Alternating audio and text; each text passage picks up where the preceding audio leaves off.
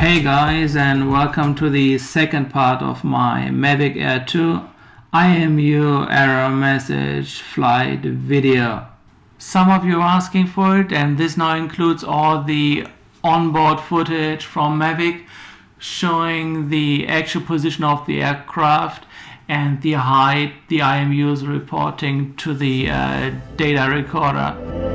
It is quite a shaky ride since the gimbal was compromised from the hit in the ground in the loose sand in the early stage of the flight. Sand got in the motors of the gimbal, tilted it to the left. But the angle is quite interesting. It's showing the front left arm and even the rear left propeller blades are sometimes in frame. For more of my comments on the flight data, please refer to part 1. Link is in the description below. Have fun in the comment section, like, subscribe, enjoy the video and see you in the next one. Have a great day everyone.